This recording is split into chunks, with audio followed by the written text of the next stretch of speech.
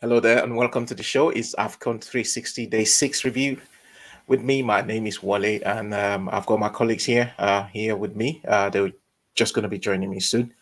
But it's another evening of African football and showcase, and by now I'm sure you'll have heard that in Group B, Senegal played 0-0 with Guinea, and Malawi also triumph over Zimbabwe 2-1. And in Group C, Morocco beat Comoros. Very exciting game. That game against Comoros, quite exciting game. Um, and also Gabon, just about a few minutes ago, finished 1-1 with Ghana. With Ghana's Andre Ayew scoring the first goal in that game in the 18th minute. And obviously, Pierre-Emerick Aubameyang missed the game for Gabon after suffering from what they said had lesions after his COVID.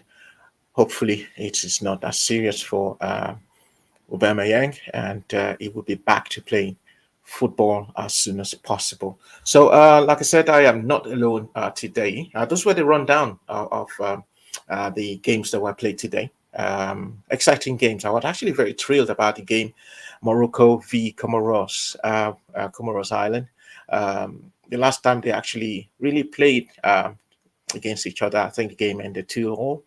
But this game today was quite exciting. Morocco had quite a lot of chances to wrap up the game, even in the first half, but host of misses, chances missed, and obviously the heroics of the Comoros goalkeeper, who was absolutely a beast today. It could have been worse for Comoros, but it shut them out, even saving a penalty kick in the game. What a brilliant performance by Comoros as goalkeeper. I mean, you've heard so many negative things about the African Cup of Nations, but inspiring displays like this by people of this nature, makes people understand that African football is actually very brilliant to watch. So we're gonna go straight to our colleague who is all the way in Garoua in Cameroon. I'm talking about Toby Adepoju.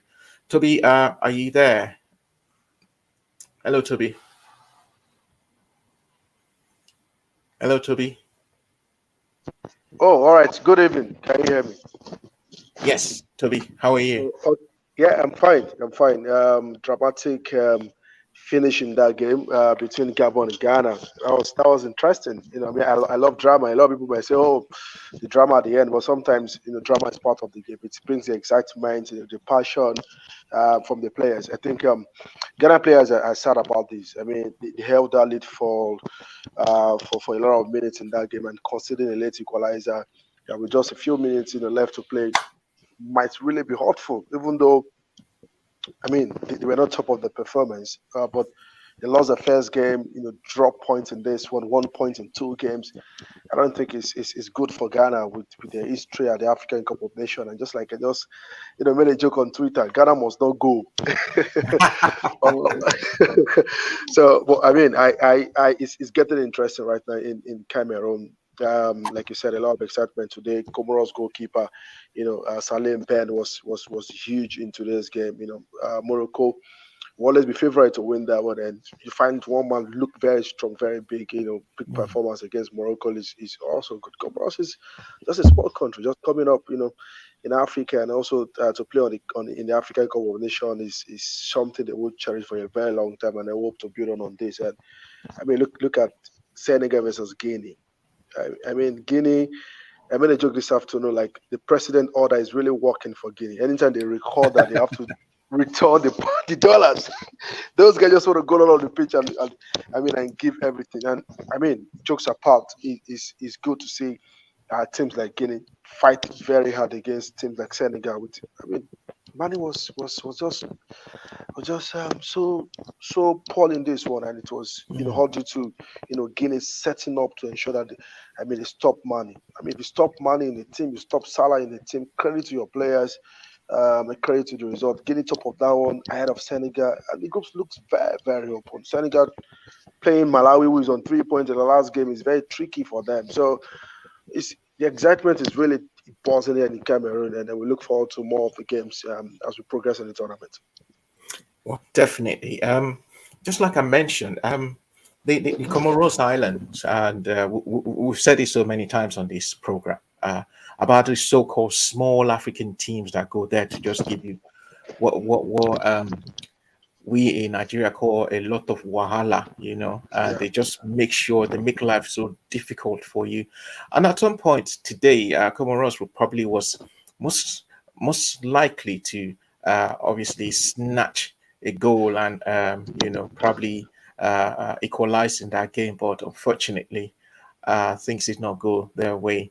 Um, I want us to also look into the issue of the so-called big players from the English Premier League. And so, yeah, looking at the Asalim Benbona, who is the Comoros goalkeeper, who actually won the man of the match for that game. I Quite saw the game. interesting. I mean, it could have been today would have been a very high-scoring game. Probably we'll have probably seen a 6-0, 6-1, or whatever today. But for that gentleman you're seeing on your screen, who was absolutely brilliant today, absolutely massive for Comoros Island. So kudos to you, Salim. Hopefully, the rest of the world would pay attention now to what you guys are doing. And I was just saying that.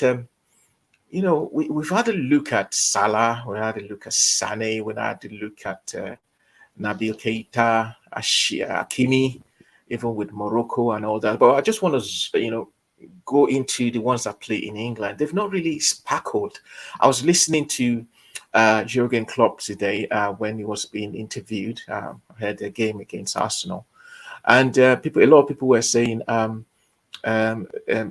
Liverpool did not perform well because they obviously were missing Sane and obviously missing Salah. Could that have been the reason why they couldn't beat Arsenal, 10-man Arsenal yesterday? And it was like, no, he doesn't think so. These guys are part of a team, and they didn't score yesterday, not because those two were absent. But even though they were absent, we're thinking they will be doing wonders for their individual teams at the African Cup of Nations. Sane for Senegal, Salah for Egypt, but they've not really done what we've seen them do in the Premier League. It could what do you think it's going on with them? The truth of the matter is, I mean, these players from England have been disappointing in this tournament. Yes, benefit of doubt, still early days, just one game, two games. Um, but one game, two games could also, harm your team or harm your country, so to speak. They've not been impressive. I think Salah played. I think the issue sometimes is not really playing maybe in those positions they're familiar with at their club side. I think Salah playing through the middle in the final third against Nigeria. I saw Mane today playing wide. I think from the right side most times. He's always on the left side for Liverpool. And I mean, they don't have enough days with this team. You will not always have enough days, in the national team. You have to, make up with the few days that you have with your colleagues. And another thing is you don't have those quality at club side at national team level because you can have such abundant talent that you can buy players and bring into the national team. The national team is a composition of what your country could produce in terms of players. So I'm not sure. Maybe is a mental stuff problem or the fact that these guys have been through a lot of games from May, June, July, August during the preseason until till now. Maybe a lot of games. Maybe they're a bit tired.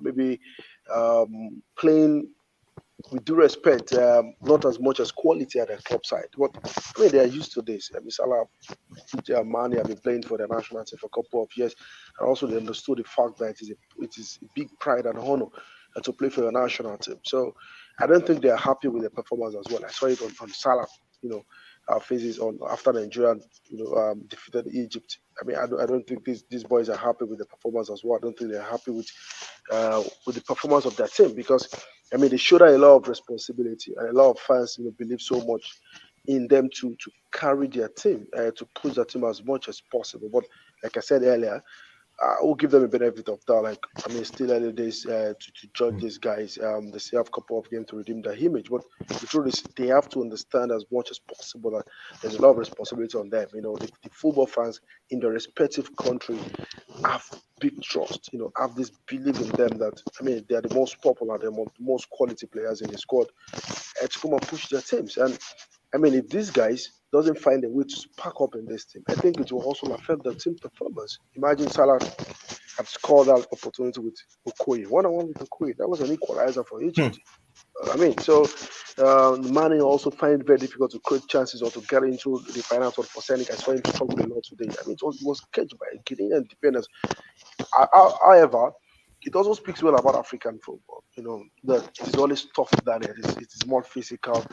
You come up against players who doesn't care about your pedigree, who doesn't care about your popularity. Yeah. Players who want to give the whole for the national team. So I think it will be strange for the boys, and I mean they will obviously step up and understand, my man.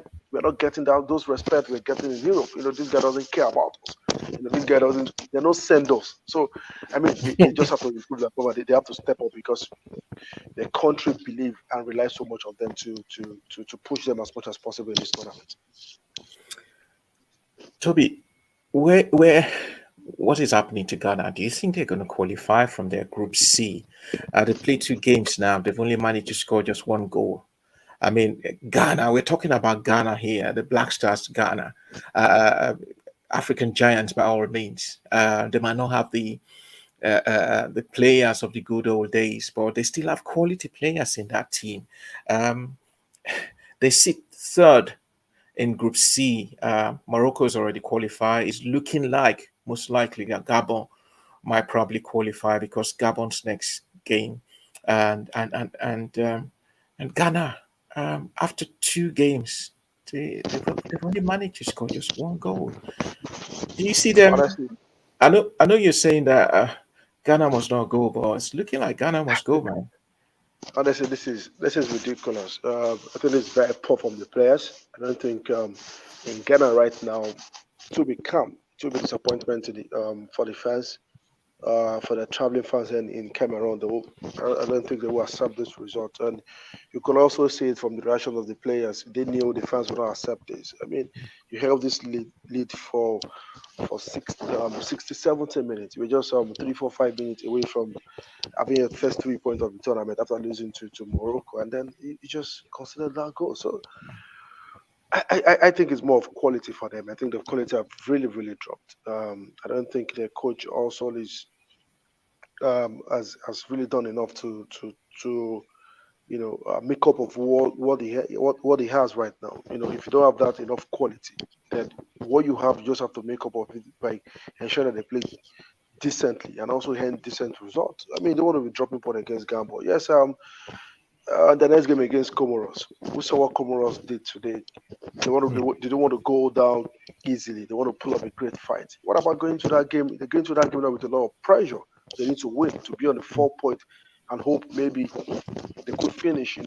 Among among um among the best loser, because I don't think Gabon might lose against Morocco. They might find themselves get a point in that one, finish of 5 points, which means they might just finish second in that group comfortable. Right? It means Ghana dropping, finishing third with 4 points, and hoping maybe they could finish with the best loser slot. And how they work for the best loser opportunity. Your other teams could have more goals, they could score more. So against Comoros, and they're in a very difficult situation, they need to win, they need to score a lot of goals. So for them to be in a very comfortable position to have a chance to progress. So, and I think Comoros will not give them that chance. I think Comoros would pull up a great fight because they don't have anything to lose. I mean, it's easy for them to come on the pitch and enjoy themselves. Why Ghana will have all the pressure on them, and it will be shocking to see Ghana leave at this stage. Yeah, yes, I don't want them to leave, but it's looking as if they have to work very, very hard if they don't want to. If they don't want to leave at the group stage, it means they have to win well against Comoros. Would that happen? I think we'll wait to see. But this is very disappointing. I don't think that Mm. fans will accept this. If they fail to progress, man, maybe this player just go back to their club side one by one. I don't think they will find it very easy going back to Ghana if they don't progress. I mean, their fans, they wouldn't accept this result. I've seen them on social media now ranting. This is absolute unacceptable performance from Ghana. So, but they've got the chance against Comoros, and they need to just get the result and get the job done against Comoros. At the end of the day, their progression might not be in their hands because if they finish set third in this group, waiting for best result, anything could happen. Malawi is on 3 points. A lot of people will still finish with 4 points, and they could have more goal difference than you, and it puts you in a very difficult situation to progress. So, I hope they will step up. I hope they will step up. They had controversy in the last end. I think a player got red carded, missed that game. The pressure on them, and they have to manage it. So they will be dealing with a lot against Comoros, and they just have to find a way to get the result and get the job done. Well, yeah, just like you say, it was a controversial goal. That goal was that the Gabon scored in the 88th minute against Ghana, and hopefully our Ghanaian brothers and sisters, just keep the faith in your team. We're talking about the Black Stars here, so it's always never say die with them. So we'll see how they progress. I mean, it's never too late for them. I mean, we're not writing them off definitely, because Ghana by all means a forceful force in African football. So you just can't write them off. Toby, so far I know we've watched not a lot of games. We've not even finished the first rounds of games. But so far, with all these, at least every team has played in the competition. What team would you say has impressed you a little bit, so far in this tournament? Absolutely straightforward for me. Cameroon. I think it's Cameroon the host. I mean, they've had huge performance, 6 point, I think 6 goals, dominant performance in both games against Burkina Faso and Ethiopia. I mean, they considered fair against Ethiopia. They came back from a goal down, scored 4. That is really, really massive. I think they have been impressive in this tournament. Morocco 6 points as well. But I mean, when you play against Comoros, Gabon, especially Comoros, maybe Gabon a decent team, but I think Cameroon has really impressed me in this tournament. Yes, they got the support, they got the fans behind them, they got every advantage in terms of the fan base, the atmosphere. They're playing at home, they've got every support. But I mean, they're not sleeping on this. They're also working. They're also getting the result. They're also building the confidence with good results. So I fancy them to really go well. But Morocco too have done well. I think Guinea have also impressed me in a group with Senegal and topping them. Then we have to wait for Nigeria to see them against Sudan also to see maybe they will join at the top ranked team so far in this tournament. But I think my number one team so far in this tournament it has been Cameroon. Mm. And obviously, yes, the Super Eagles take on Sudan tomorrow. And the good news we saw from your reports from the training session today was that Kenneth Omeru, the big man in the defense, we're all scared when he left the pitch injured against Egypt, and we're thinking, oh, that's it. But he's back in training. What a relief for Nigerians. You saw the training. How was it today, Toby? Yeah, good. The confidence is really high in the team. The team spirit keeps building up. I mean, a lot of calmness around. And there's a lot of pressure that comes with the first game. And against Egypt, they got a 3 point and good performance. And the way they got those reviews from the fans, put a smile on their faces. Also for us to Gabon, we a lot did not really rate coming to this tournament, including the NFL. So I mean, because if they rate him, I don't think he will announce a coach a few days to the tournament. So I think we're happy. The camp is very cool. 26 players, trained this evening. Awaziem still missing. Gallo could not make it. Kenneth, train was also part of the shooting practice. Do a lot of drills, and though I still saw bandage on his right leg, so Mm. maybe a situation of facing late fitness test. I mean, from what I saw today, he could play. Maybe it could not be a decision of okay, can we rest him for tomorrow's game? Can we find someone to also get the job done against Sudan? Why we try to keep him and have if he Sorry about have that. Kenneth in the next run. So but I think he's ready. I think he should be ready for the game. So the camp is good.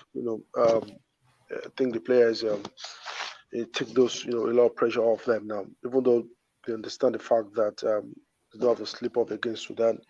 Yes, Sudan also they want to win. They want to fancy their chances of progressing, but we are in a better position. So I don't think the players will lose guide in this one. Like Austin mentioned, different plans for different game. They have a lot of respect for Sudan. They don't want to underrate them. They want to go into that game with a lot of focus, like you said, and also get the job done and progress. So and also maybe with the third game you could give opportunity to your second team. And what we saw yesterday, put up the guys that started against Egypt against the second team, but it was a 12 players versus 12 players in the 30 minutes, match practice with Iwakali, we completing 12 players for Team A, talking about those guys that started in the first game. So I don't think Iwakali might sneak into that one. Maybe still at the normal 11 that started against Egypt, continuity, team bonding. Then a few guys will come up from the bench to come also contribute a quota. So, like I said yesterday, I'm also not feeling any pressure. Maybe the result of the performance against Guinea is something we're sleeping on, but I don't think I'm feeling the pressure like what we felt against Egypt. So I felt they will get the job done. Yes, it might not come easy, and it can also come easy, but it is football. They have to go on the pitch and play, keep the 100%, and get the job done. But the camp is good. I think the COVID result should be out. Maybe hopefully, like Austin said, all the players will stay healthy for him to pick the 23 players that will be available for tomorrow's game. But we are hopefully. We are hopefully. Everyone looks very good. We're also looking forward to see the Gara fans come back and come and give each support to the team so that we'll continue to feel at home as if we're playing Lagos or Abuja or Port Harcourt. So it will be an interesting game tomorrow, and it will be nice to see the team turn out against a different team apart from Egypt against the Sudanese side, who looks not that very strong, and see how much performance they would pull out or show us tomorrow.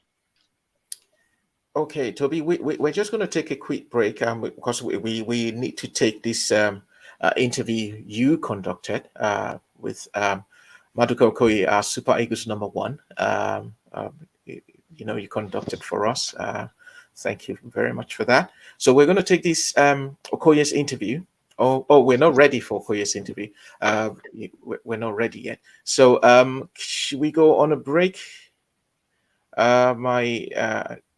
Yeah, I think we might just go on a break. Or before we just go on a break, because we're not ready for that break, and we're not ready for that interview with Okoye.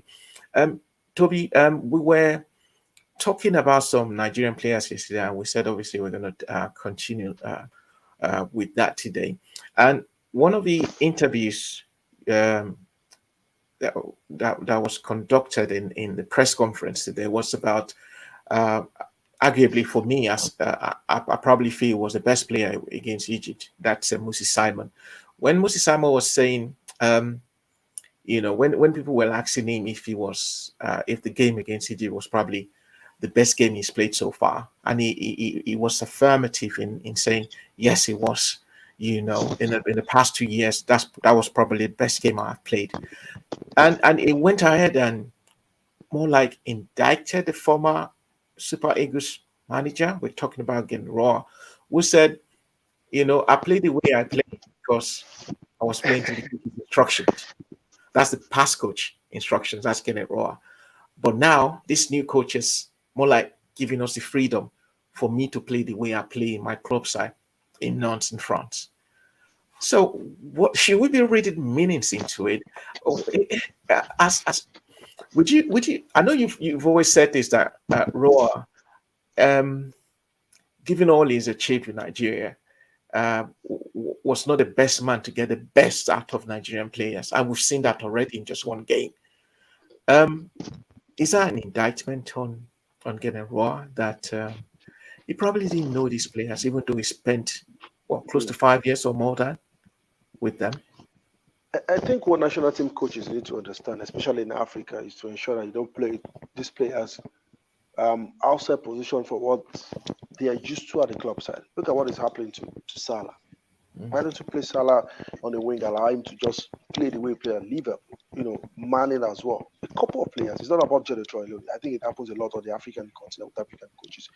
And they always forget the fact that you don't have enough days to work with these boys. I don't think Austin had less than 10 days to have a full squad together. So within the 10 days, you want a Simon to play in a 3-man defense. I mean, so you can only find situation of such, occasionally.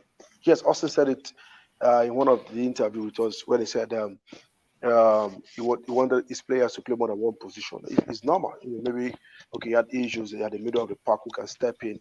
That is kind of a different situation. But you want a Simon to defend almost everything. He doesn't do that in the French league.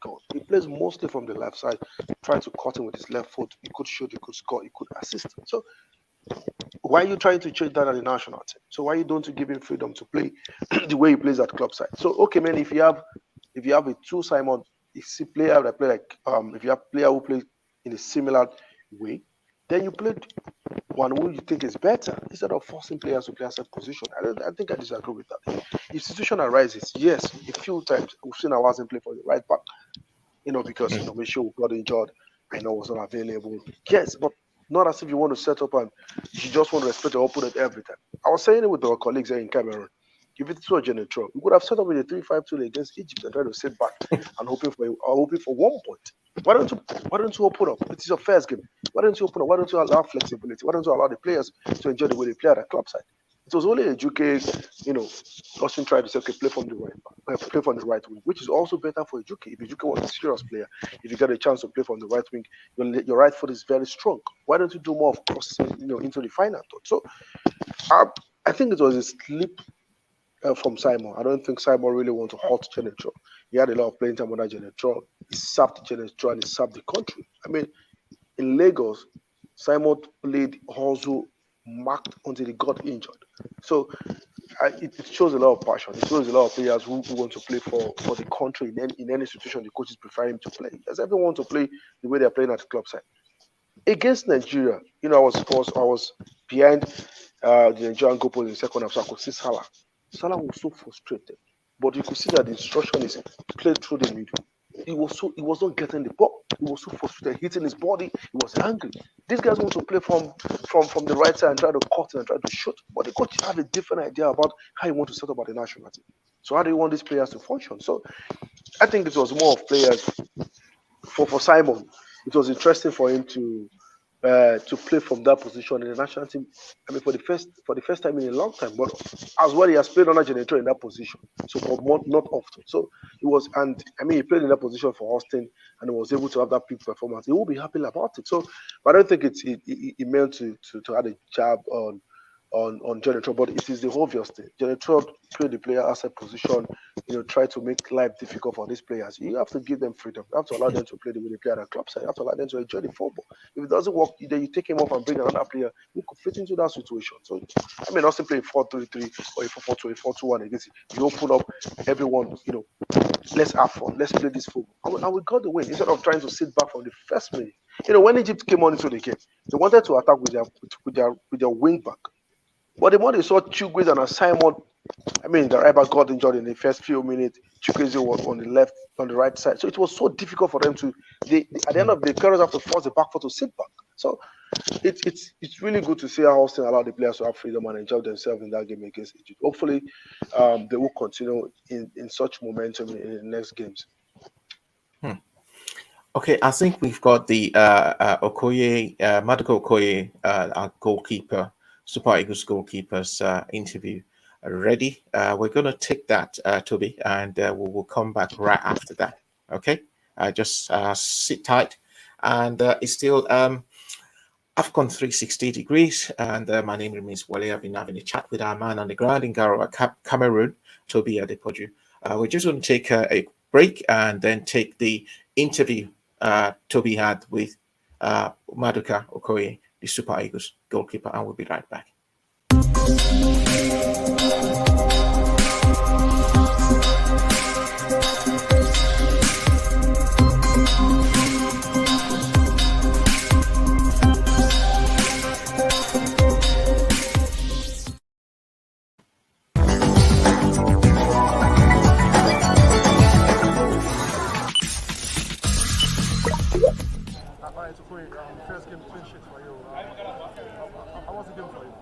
Yeah, I think it was a great game from the team. and we showed qualities, and yeah, I'm very proud.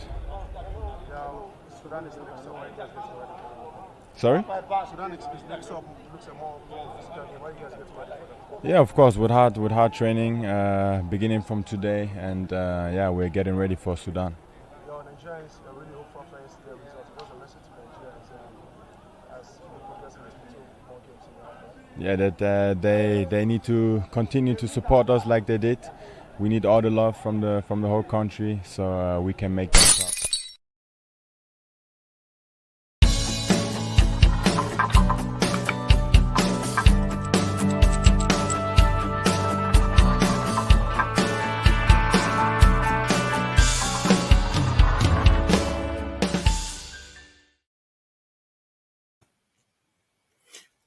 Welcome back. That was the quick interview with Madoka Okoye, the Super Eagles #1 shot stopper, the goalkeeper.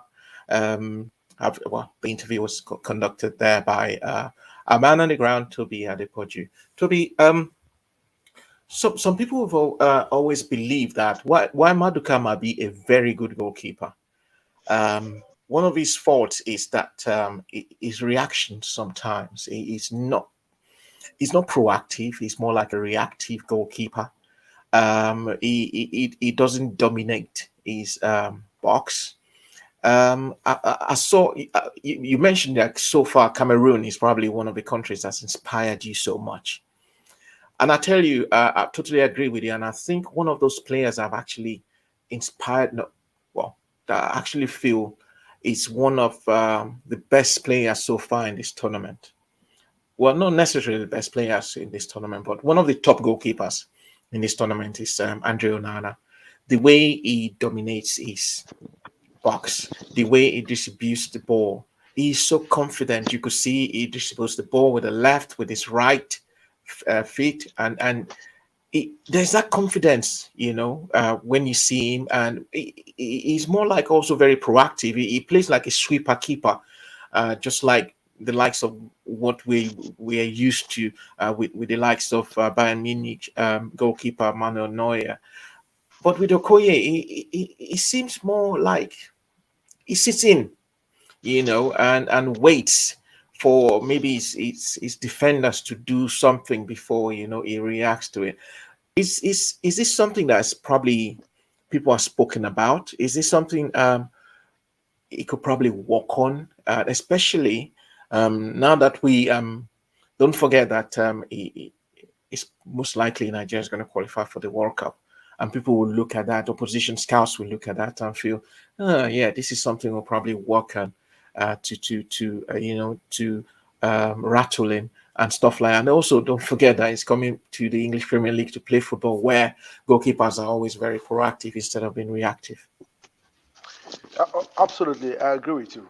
I have a lot of issues with Okoye, top Look, Toby, goalkeeper. Yeah, hello, can you are you hear me? there, Toby? Can you hear me? I think we probably Oh. I think we probably lost Toby there. We're trying to reestablish connection with Toby at the Poju, a Hello, man on the ground in can you Cameroon. hear So me? we're just well, before my questions to Toby, the Hello, can you hear me? which we're just trying to reconnect with Toby. Just bear with me 1 second. We'll try. We probably won't go on a break and see if we can. I can hear you Okay, guys. Toby's Can you hear me? speaking. Yeah, go on.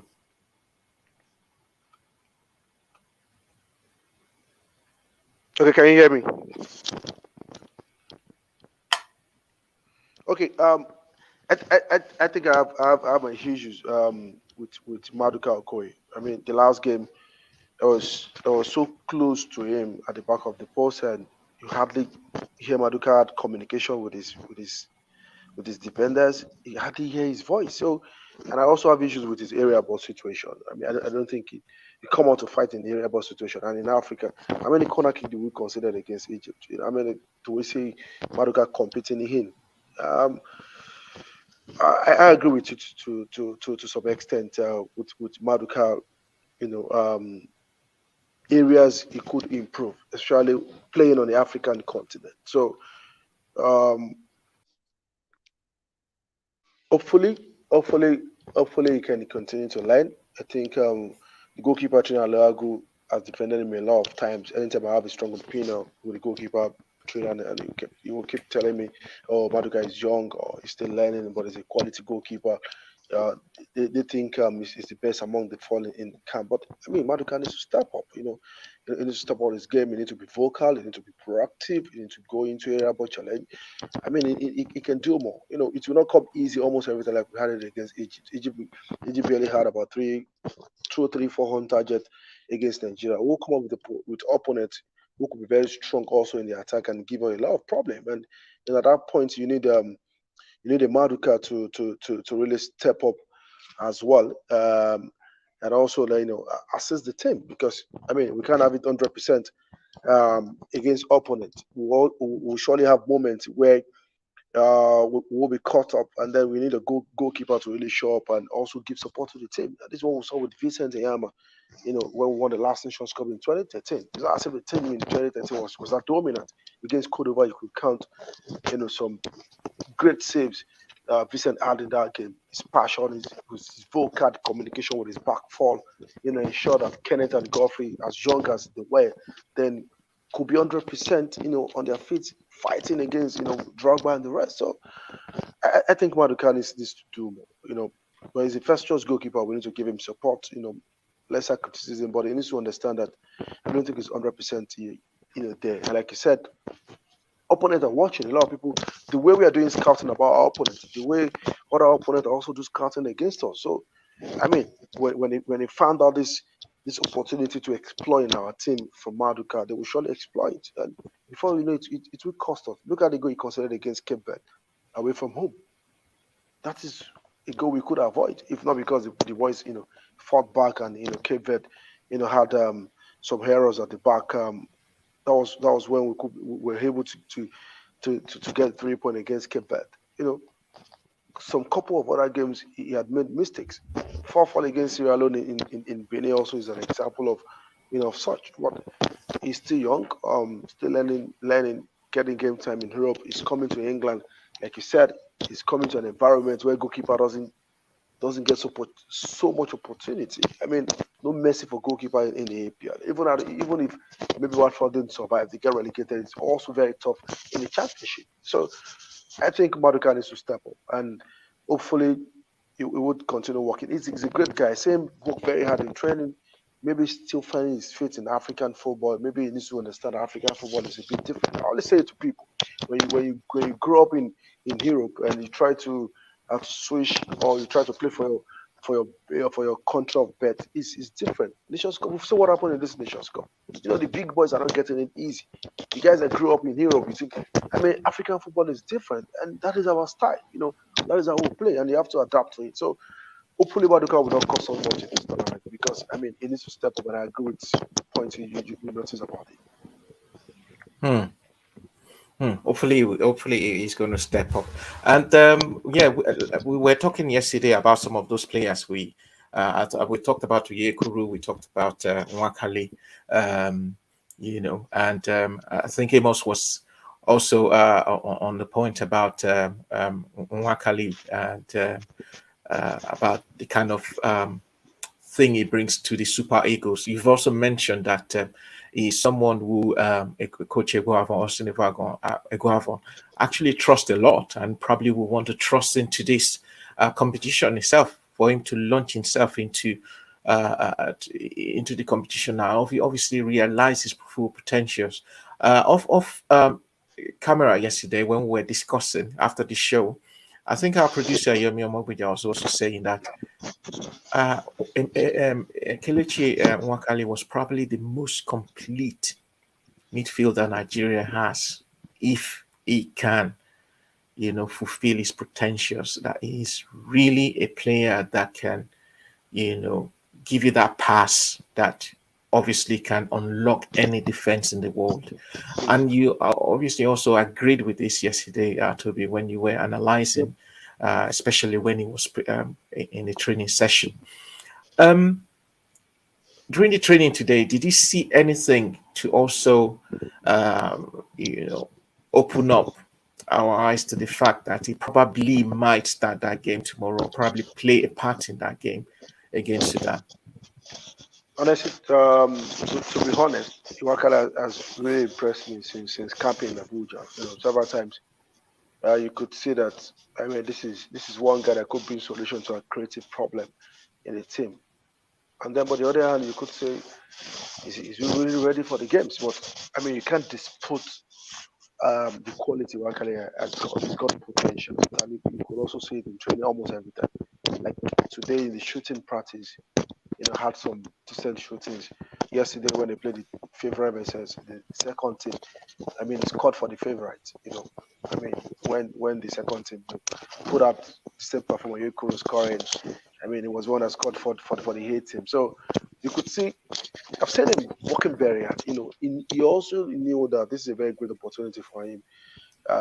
If he get a chance against Egypt, it was a bit difficult when he came on. It was when Egypt was dominating, so he could not get more of the balls. He could not use more of the balls. Try to do, defending at that moment when he came in, and also when you have a manager like Senegal who had genuine interest in this boy, because I also believe if Iwakale can step up, if Iwakale can really work hard, he will also bring a lot of quality to this team. When Aribo is tired, Iwakale comes in and give us good 15, 20, 25 minutes. It will help the team. Or it's a situation where, Austin Short, I can play with Ndidi Aribo and Iwakale in the middle of the park and find a way to play with his front three. So I agree with our producer. He's got a lot of potential, but sometimes potential is not enough. Hard work complements potentials, because if it's all about potentials, it should not be playing in the second division. It should be where the likes of Victor is. But football doesn't work that way as well. You have to be lucky at times. You have to work very hard. Then you have to also take opportunity, when it comes your way. But I think opportunity will come. I'm looking forward to.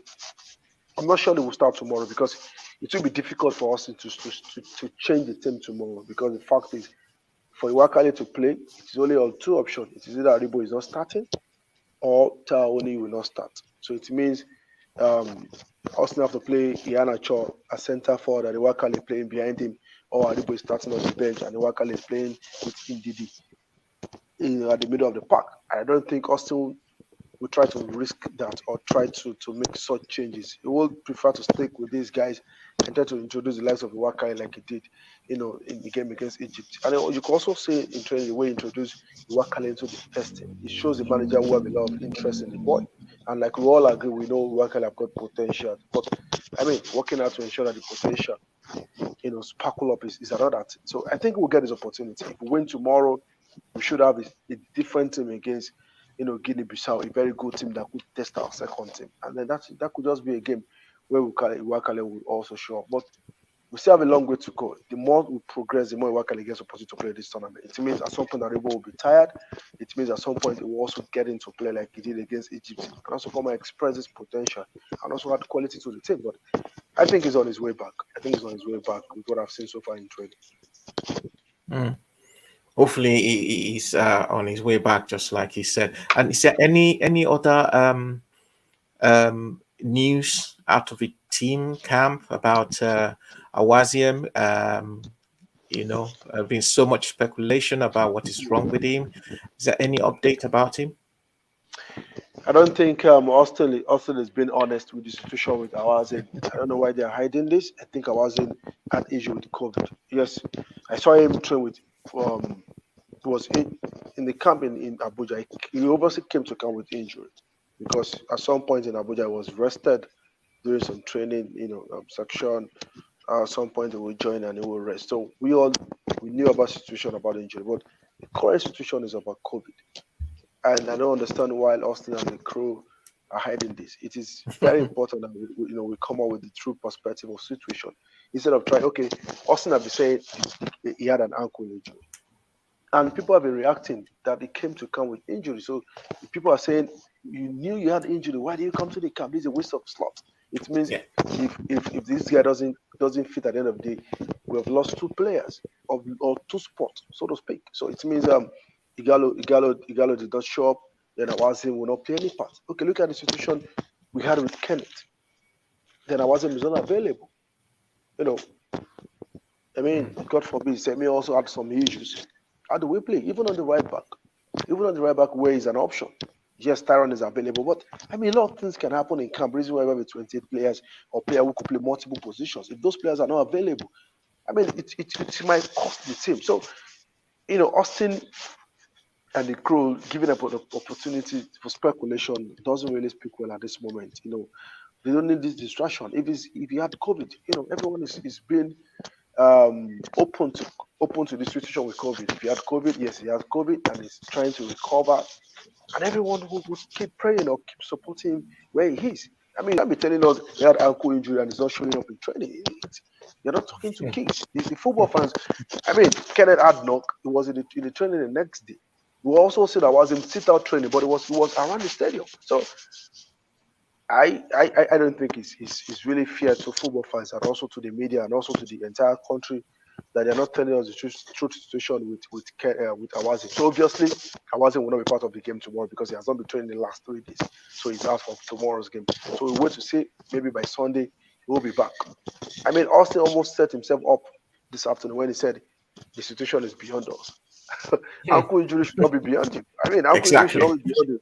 It is always on earth that it could be behind you. And also, in the further statement, he said, I hope the other players stay healthy. So, I mean, you're giving us an insight that it's not the issue of being injured. So I hope Awaziem is fit. On the other side, I hope when he recovers from the COVID, he will come back very strong into the team. We pray and hope that he comes out of this situation very, very strong and very, very soon.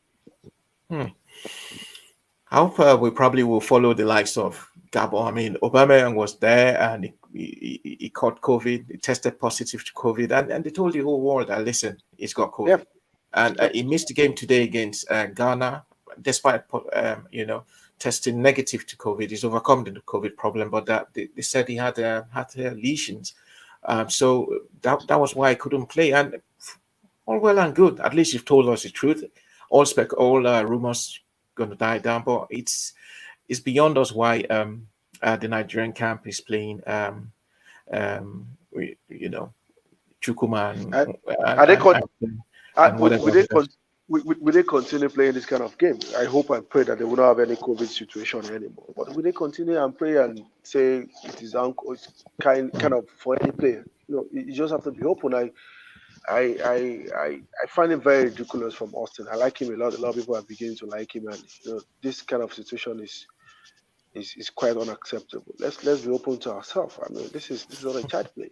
COVID is not something you want to hide. It also helped the entire community, help the players, help the journalists around the team to really come to training. With a mask, staying away, not really getting close contact to the players, because this kind of situation puts everyone on alert. It means we don't know where it got the COVID. So it means in your camp you need to be very, very aware. You need to ensure that you keep the players safe, even in training. You need to keep the players around. We as journalists are also, get close to the players. Also have to understand that we need to keep ourselves very safe in Cameroon, so that we'll not, have contact with the players and transmit what we should not transmit to them. So I mean, this could have been a very good education with every contingent, the Nigerian contingent in this Cameroon, instead of hiding this. Because if we have said, okay, Awaziem had COVID, we don't know where he got this from. Every other 26 or 25 players are fit, they tested negative. Then we could have a lot of education, a lot of messages around ourselves here, the journalists, the fans, and also in your camp. It helps. But I mean, in Nigeria, we try to play down on situation we should not. That doesn't really matter. Hopefully, whatever is wrong with Awaziem, he gets back quickly and he gets well. He gets back quickly, so that when he's needed, he will hear the call from Nigeria. We've got a question from one of our viewers. Made a comment. His name is Kahir Juwon, who said, "Why are a lot of people writing off Egypt since they lost to Nigeria?" I don't think we've been writing off Egypt anyway, but I don't know. Toby, if you want to say anything about that, but we're not writing it definitely now. We've always maintained that Africa Cup of Nations is an elite competition. No team should be written out. Even Comoros, we're not writing them off because they could still qualify as a top place team. So I don't know if Toby wants to say anything to Juwan about that. No, I don't think so. I think a lot of teams, Austin, have been saying it. I mean, you can't just write off Egypt. As much as Nigeria, the dominant performance against them doesn't mean that they're a bad team. But for me, to be honest, maybe yes, I don't want to judge them with the first game, but I don't think this Egypt is a very strong team. From 2019 till now, I'm not sure they're a very strong team. And Comoros, finding it very difficult to accept that defeat against Nigeria, still came to the press conference today, still talking about VAR, still talking about the penalty situation. It doesn't Yeah. help the team. I mean, he needs to step up and get the job done instead of making excuses all around. So, but I don't think they're a very strong team. Yes, we are not writing them off. I think they will progress definitely, but I don't think they're a very strong team and top contender for the title. Hmm. And so far, I know you said they are not contenders for the title. And obviously, if I ask you this question, your first and foremost answer would be Nigeria. But aside Nigeria, who are you tipping to win this African Cup of Nations? I know we only played 1 or 2 games in the competitions, but Yep. I know you've been very impressed with Cameroon, the way they're going on. But if I say to you now, who do you think is going to end up winning this Nations Cup? I don't think What it's team? Nigeria. I was surprised. I don't think it's Nigeria because coming to this Wow. tournament, yes, I don't think it's Nigeria. I mean, coming to this tournament, yes, I always insisted that like okay, top four finish will be a very big achievement for Austin. We got a lot of situation that surrounded the team before the game, but I mean when you get a win against Egypt with a very decent performance, it improves your confidence and also your Yeah. belief, in the tournament. Maybe the reason why Nigeria is getting a lot of of getting into the competition to win the title, but I don't think so. But I think my favorite will still be Cameroon. I mean, it's always going to be difficult to play them on their home soil. Hmm. They've got a decent team. Apart from being us, they've been a better team in terms of statistics so far in the tournament. I think Morocco will still step up. I think Algeria must also step up. I find it difficult in their first game. I think they will step up. So I think it will be Cameroon, Morocco, Algeria, and maybe Nigeria. I just want to wait for to see Nigeria play tomorrow against Sudan. Like I said, I don't think Sudan is a very strong team, but I want to see them against Sudan. I want to see what they will pull off tomorrow. So if they improve on what we saw against Egypt, or they still keep the shape of momentum, then I will consider them for the title. But I want to see them. I want to see them first. Maybe Egypt could just be a flash. Like I asked the question I asked, is it a flash of a new manager or a new era? We won't see that against Sudan, and then maybe against Guinea-Bissau before we can say, oh, Nigeria is ready for this title. Listen, Toby, it's always a pleasure talking to you. Please send our best wishes to the Super Eagles. Obviously, here in London, we will do all we can to send our support, and we'll be sticking by our television station tomorrow like a glue, praying and wishing that we beat Sudan, that Nigeria beat Sudan, and obviously qualify for the last 16 round of 16. So, like I said, always a pleasure talking to you. And thank you so much for all that you've been doing. And we hope you have a very good night and enjoy the game tomorrow yourself. Yeah, thank you so much. I'm honored. Good night. All right, keep safe, mate. See, and that's Toby Adepoju, man, on the ground in Garoua, Cameroon. Obviously, we've been talking today about all the other teams in the competition. We talked about Comoros, we talked about Ghana, we talked about Guinea, talked about Egypt, and obviously we've spoken about Nigeria, and obviously some little things we need to be aware of. Thankfully, there are no injuries in the camp apart from Chigozie Awaziem, who is official sources officially they said the team manager. Talking about Arsenal Guavon, the team coach, I said he's got an ankle injury. We will go with that. We'll go with what they said, that he's got an ankle injury. Hopefully, he gets over that as soon as possible, and they'll be ready and fit for when Nigeria will call on him. Juwon also said Cameroon is looking dangerous. Exactly what Toby just said. That Cameroon is really, really looking dangerous. Apart from the fact that they are the host nations, statistically they are being wow. Okay, they've been brilliant. So he's also tip. He said definitely Toby did say Cameroon is his tip to be the champions of Africa this time around, but not forgetting Morocco, Algeria, and Nigeria. But we'll have to wait for tomorrow and see what we do against Sudan. that's our show for today. I want to thank Toby again for coming on the show all the way from Cameroon. I want to thank my series producer, Yomi Omopeja, for being here today and making sure that everything's gone well. Joseph is not here. I was about calling him Amos Johnson. I don't know why I do that. Amos Joseph is not here today. Hopefully, he'll join us tomorrow. And well, with Toby, when we'll be analyzing Nigeria's game and some of the other games on Afcon 2023 60 degrees.